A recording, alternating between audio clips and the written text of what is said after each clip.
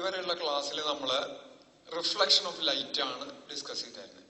ഇനി ലൈറ്റ് ഒരു ട്രാൻസ്പാരന്റ് മീഡിയത്തിൽ നിന്ന്, ഫോർ എക്സാമ്പിൾ ഒരു എയർ എന്നുള്ള മീഡിയത്തിൽ നിന്ന് വേറൊരു ട്രാൻസ്പാരന്റ് മീഡിയത്തിലേക്ക് കടക്കുമ്പോൾ, for example water or glass,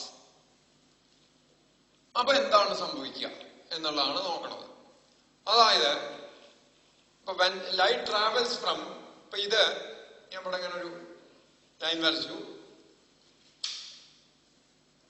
Let this be the surface of separation between two media, optical medias, two transparent mediums. ഇതിന്റെ മുകളിൽ ഒരു ട്രാൻസ്പാരന്റ് മീഡിയ ആണ്, ഇതിന്റെ താഴത്ത് വേറൊരു ട്രാൻസ്പാരന്റ് മീഡിയ ആണ്. ട്രാൻസ്പാരന്റ് മീഡിയ ആണ്. ഇവിടെ ഒരു ലൈറ്റ് വന്നു വീണ, ഏത് സർഫസ് ഓഫ് സെപ്പറേഷനില് ഒരു ലൈറ്റ് റേ വന്ന് വീണു എന്നില്ല. ലൈറ്റ് റേ വന്നു വീഴുന്നു. അങ്ങനെ വീണ് കഴിഞ്ഞാൽ സാധാരണ നിലയ്ക്ക് അവിടെ അത് പോണ്ട വഴി എന്ന് പറയുന്നത് normal path is like this. അത് ആ വഴിക്ക് തന്നെ പോണം. നേരെയാണ് ലൈറ്റിന്റെ പ്രൊപ്പഗേഷൻ. അപ്പൊ ഇറ്റ് ഷുഡ് ട്രാവൽ, ഇങ്ങനെ തന്നെ പോണ്ടതാണ്. ഇങ്ങനെ തന്നെ പോണ്ടതാണ്. It should travel like this. ഇങ്ങനെ വന്നു വീണു. അത് ഇങ്ങനെ ഇങ്ങനെ ഇങ്ങനെ പോണ്ടതാണ്. പക്ഷെ it is found that at the surface of separation it bends. ആ പാത്തുനിന്ന്, നോർമൽ പാത്തുനിന്ന്, ഇങ്ങനെ പോണ്ട നോർമൽ പാത്തുനിന്ന് അത് ബെൻഡ് ചെയ്യണതായിട്ട് കാണും.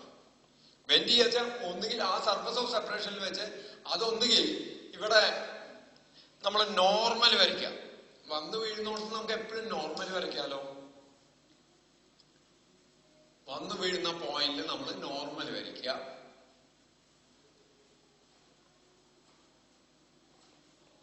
നോർമൽ വരച്ചു. നോർമൽ വരച്ചാൽ സാധാരണ ആംഗിൾ ഓഫ് ഇൻസിഡൻസ് എന്ന് പറയുന്ന ഇതാണ് ഇൻസിഡന്റ് റേ നോർമൽ ആയിട്ട് ഉണ്ടാക്കുന്ന ആംഗിൾ ഓഫ് ഇൻസിഡൻസ്. റൈറ്റ്?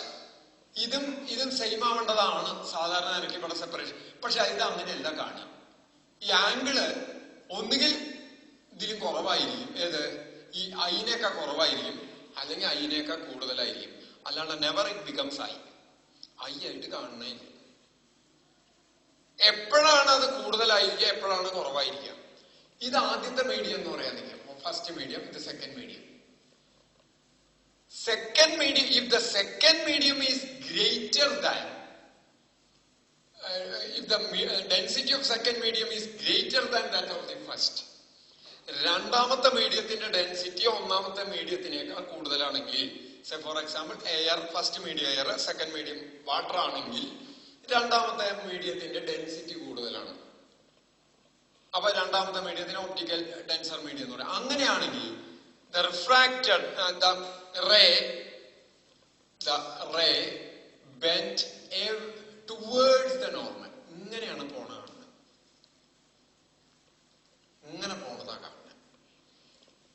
പോണതാണ് കാണുന്നത്.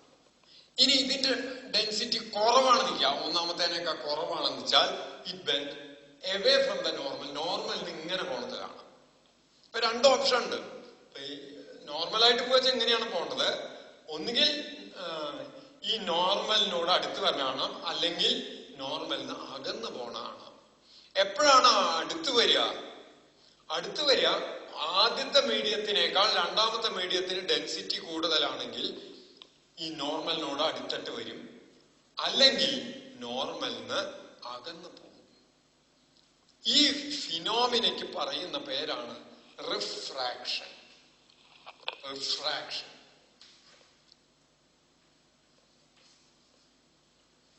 അപ്പൊ എന്താ refraction? when light travels from one transparent medium to other, ഒരു ട്രാൻസ്പാരന്റ് മീഡിയത്തിൽ നിന്ന് വേറൊരു ട്രാൻസ്പാരന്റ് മീഡിയത്തിലേക്ക് ലൈറ്റ് ട്രാവൽ ചെയ്യുമ്പോൾ at the surface of separation it bends from its normal path.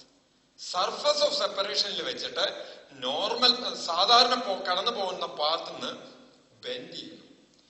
ഈ പ്രതിഭാസത്തിന്, this phenomenon is called refraction. The light ray within the second medium is called the refracted ray.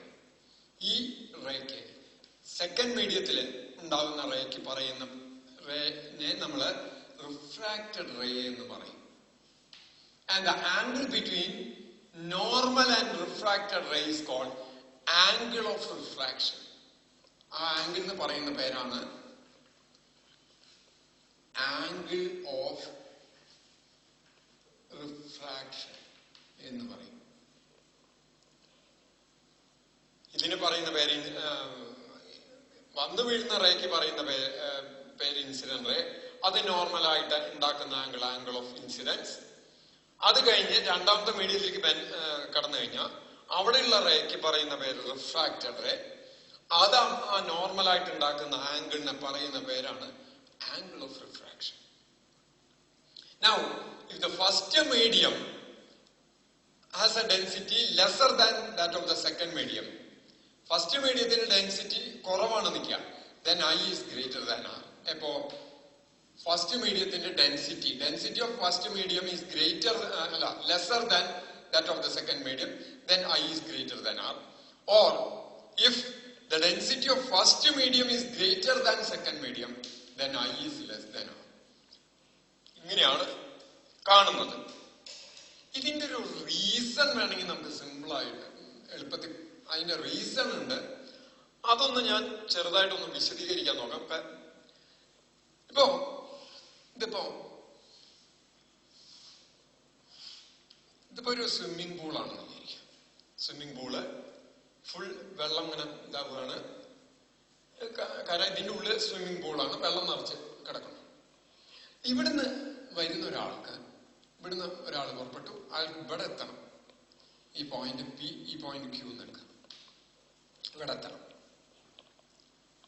ആൾക്ക് രണ്ട് വഴിക്ക് വരാം. ഒന്ന്, he can choose a path in which the distance is minimum. പിക്കും ക്യൂവിന് ഇടയ്ക്കുള്ള distance minimum ആയിട്ടുള്ള ഒരു പാത്ത് അയാൾക്ക് പിന്തുടരാം, ഫോളോ ചെയ്യാം. അങ്ങനെയാണെങ്കിൽ that will be the straight line connecting P and Q. അത് പിയും ക്യൂവും തമ്മിൽ കണക്ട് ചെയ്യുന്ന സ്ട്രെയിറ്റ് ലൈൻ ആയിരിക്കും. സംശയമില്ലല്ലോ, ലീസ്റ്റ് ഡിസ്റ്റൻസ് പാത്ത് ആണെങ്കിൽ. ഇനി അയാൾക്ക് പിന്ന് ക്യൂവിലേക്ക് എത്തണം. ആള് ഉദ്ദേശിക്കുന്ന മെത്തേഡ് എന്താ വെച്ചാൽ ഏറ്റവും ലീസ്റ്റ് ടൈമിനുള്ളിൽ എത്തണം വിചാരിക്കാം, പെട്ടെന്ന് എത്തണം. ഇങ്ങനെ പിന്ന് ക്യൂവിലേക്ക് എത്തുമ്പോ ഇയാള് ഇവിടുന്നോട്ട് ഇതുവരെ ഓടി വന്നു, ഇവിടുന്ന് ഇങ്ങോട്ട് നീന്തി, അത് കഴിഞ്ഞിട്ട് അങ്ങോട്ട് എത്തണം. ഈ കരയിൽ മൂവ് ചെയ്യുന്ന സ്പീഡിൽ അയാൾക്ക് വെള്ളത്തിൽ നീന്താൻ പറ്റില്ല. ഷോർട്ടസ്റ്റ് ഡിസ്റ്റൻസ് ആണ്, പക്ഷെ സമയം കൂടുതൽ എടുക്കും വെള്ളത്തിൽ കൂടെ ഇതാവും. നേരെ മറിച്ച് അയാൾക്ക് പെട്ടെന്ന് എത്തണമെങ്കിൽ അയാൾ എന്താ ചെയ്യാം, ഇവിടുന്ന് ഇതുവരെ ഓടി, ഇങ്ങനെ ഓടി, ഇങ്ങനെ ഓടി, ഇങ്ങനെ ഓടി, ഇങ്ങനെ ഇങ്ങോട്ട് എത്താൻ ചെയ്യാം. Principle of least time. Principle of least time. രണ്ട് പോയിന്റിലേക്ക്, ഒരു പോയിന്റിൽ നിന്ന് വേറൊരു പോയിന്റിലേക്ക് എത്താൻ രണ്ട് പ്രിൻസിപ്പിൾ നമുക്ക് ഫോളോ ചെയ്യാം. ഒന്നുകിൽ പ്രിൻസിപ്പിൾ ഓഫ് ലീസ്റ്റ് ഡിസ്റ്റൻസ്, ഏറ്റവും മിനിമം ഡിസ്റ്റൻസ് എന്തായാലും ഫോളോ ചെയ്യുള്ളൂ.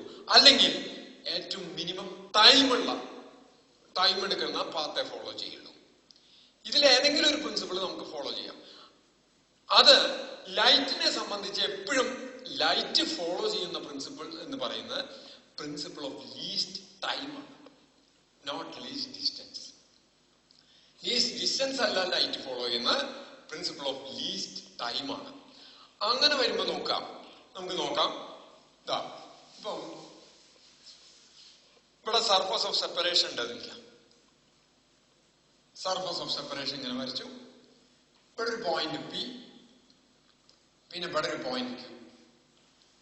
പ്രിൻസിപ്പിൾ ഓഫ് ലീസ്റ്റ് ഡിസ്റ്റൻസ് ആയിരുന്നു വെച്ചാൽ ശരിക്കും അതിന് നല്ലത് ഇങ്ങനത്തെ ഒരു പാത്ത് ഫോളോ ചെയ്യലാണ്. ഈ പാത്താണ് നല്ലത്. ഏത് പാത്ത്? നേരെ straight line. This is the straight path, least distance path. ഈ രണ്ടാമത്തെ മീഡിയം ഡെൻസിറ്റി കൂടിയതാന്ന് വിചാരിക്കാം, ഡെൻസർ എന്ന് എഴുതാം. ഈ മീഡിയത്തിന്, ആദ്യത്തെ മീഡിയത്തിന് റയറർ എന്ന് എഴുതാം. അങ്ങനെ വരുമ്പോ ഡെൻസിറ്റി കൂടി ഓപ്റ്റിക്കലി ഡെൻസർ ആയിട്ടുള്ള മീഡിയത്തില് ലൈറ്റിന്റെ സ്പീഡ് കുറയും. ഓപ്റ്റിക്കലി റയറർ ആയിട്ടുള്ള മീഡിയത്തില് ലൈറ്റിന്റെ സ്പീഡ് കൂടും. റയറർ മീഡിയത്തിൽ ലൈറ്റിന്റെ സ്പീഡ് കൂടും, ഡെൻസർ മീഡിയത്തിൽ ലൈറ്റിന്റെ സ്പീഡ് കുറയും.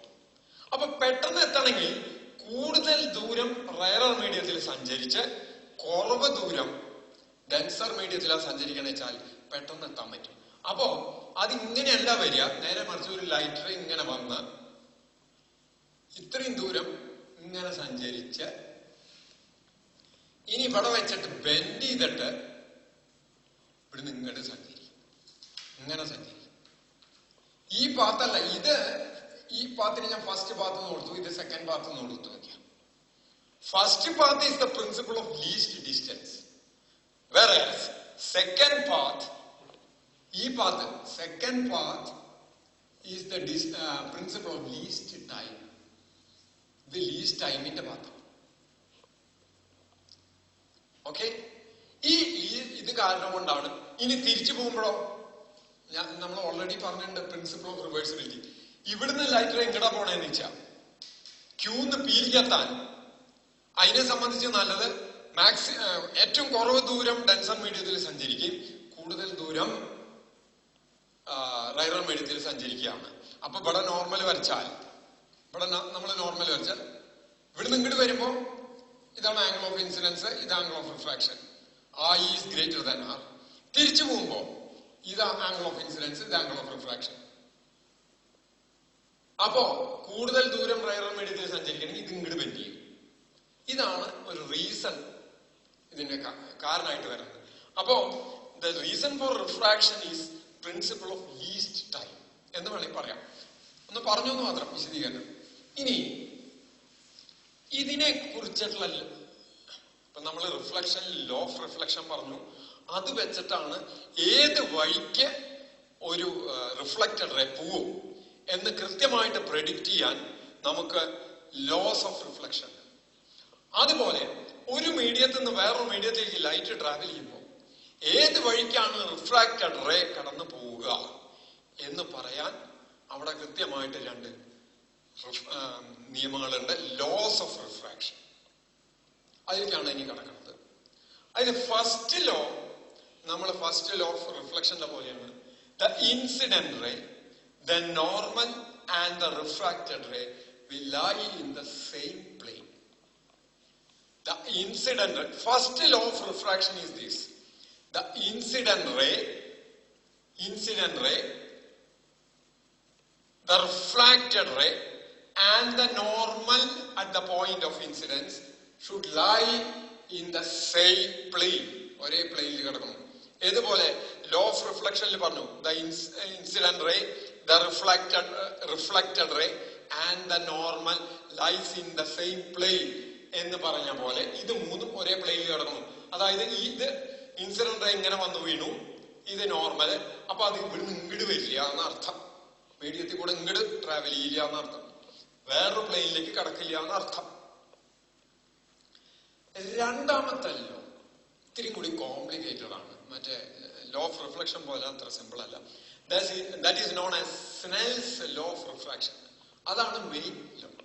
ഇത് ഇപ്പം വൈറ്റ് ലൈറ്റ് എവിടെ വന്ന് വീഴണേന്ന് വെച്ചാൽ, ഇത് വെള്ളത്തിലേക്കാ കിടക്കണെന്ന് വെച്ചാൽ that will split into constituent colours. White colour പല കളറും ചേർന്നതാണ്. അതായത് എയർ എന്ന് പറഞ്ഞു കഴിഞ്ഞാൽ ആ എയറിൽ കൂടെ എല്ലാ കളേഴ്സും ഒരേ സ്പീഡിലാണ് ട്രാവൽ ചെയ്യുക. എയറിൽ കൂടെ എല്ലാ കളേഴ്സ് ഓഫ് ലൈറ്റും ഒരേ സ്പീഡിലാണ് ട്രാവൽ ചെയ്യുക. പക്ഷേ വെള്ളത്തില് അത് പല പല സ്പീഡുകളിലാണ് ട്രാവൽ ചെയ്യുക. അങ്ങനെ പല പല സ്പീഡുകളിൽ ട്രാവൽ ചെയ്യുമ്പോൾ ഇതിന് പിന്നെ ഒരുമിച്ച് ട്രാവൽ ചെയ്യാൻ പറ്റില്ല. ആദ്യം 5 പേര് ഒരേ സ്പീഡിൽ പോയി, പിന്നെ 5 പേരും പല സ്പീഡിലായി കഴിഞ്ഞാൽ 5 പേര് പിന്നെ പല രീതികളിലല്ലേ പോവുക. അപ്പൊ ഓരോ കളറിനും ഓരോ സ്പീഡാവുമ്പോ അതൊക്കെ ഒരു പോയിന്റിലെത്താൻ എടുക്കുന്ന ഇതുകൾ വ്യത്യാസം വരും. അതായത് അത് സ്പ്ലിറ്റ് ചെയ്യും. അപ്പൊ ഓരോന്നിനും ഓരോ ആംഗിൾ ഓഫ് റിഫ്രാക്ഷൻ ആണ് ഉണ്ടാവുക. ഓരോന്നിനും ഓരോ ആംഗിൾ ഓഫ് റിഫ്രാക്ഷൻ ഉണ്ടാവുക. അപ്പൊ ഒരു പർട്ടിക്കുലർ കളറിന്റെ എടുത്തിട്ട് വേണം നമുക്ക് ഈ ലോ പറയാം. പിന്നെ എയറിന് വെള്ളത്തിലേക്കാ പോണേന്ന് പറയാം. വിചാരിക്കുക. എയറിന്ന് വെള്ളത്തിലേക്ക് പോകുമ്പോൾ ഒരു ആംഗിൾ ഓഫ് ഇൻസിഡൻസിന് ഒരു ആംഗിൾ ഓഫ് റിഫ്രാക്ഷൻ കിട്ടി. ഇനി എയറിന്ന് ഗ്ലാസ്സിലേക്കാ പോണെന്ന് വെച്ചാൽ അതേ ആംഗിൾ ഓഫ് ഇൻസിഡൻസിന് കിട്ടുന്ന ആംഗിൾ ഓഫ് റിഫ്രാക്ഷൻ മാറും. അപ്പൊ പെയർ ഓഫ് മീഡിയം, എന്തായാലും റിഫ്രാക്ഷൻ നടക്കണമെങ്കിൽ ഒരു പെയർ, ഒരു ജോഡി മീഡിയം, ട്രാൻസ്പെറന്റ് മീഡിയം ആവശ്യമുണ്ട്. റിഫ്ലക്ഷനില് അത് ആവശ്യമില്ല, ഒറ്റ മീഡിയം മതി. റിഫ്രാക്ഷനില് രണ്ട് മീഡിയം ആവശ്യമുണ്ട്. For a given pair of medium ഒരു ആംഗിൾ ഓഫ് ഇൻസിഡൻസിന് ഒരു ആംഗിൾ ഓഫ് റിഫ്രാക്ഷൻ ഉണ്ടാവുള്ളൂ, പോരാ for a given colour of light. അപ്പോ ആ രണ്ടാമത്തെ ലോ പറയുമ്പോൾ രണ്ട് കണ്ടീഷൻ ഉണ്ട്. ഒന്നാമത്തെ condition for a given colour of light.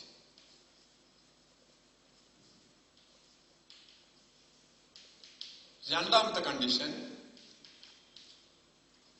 Four a given pair of medium. For a given color of light, രണ്ടാമത്തെ for a given pair of medium.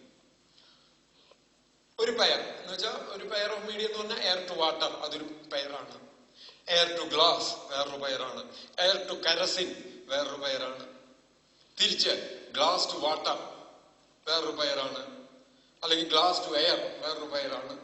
അങ്ങനെ മാറി വരും. അപ്പൊ for a given pair of medium and for a given colour of light. ഇനിയാണ് law പറയാൻ പോണേ. Sine the ratio എന്ന് പറഞ്ഞ അനുപാതം sine of angle of incidence to sine of angle of refraction is a constant.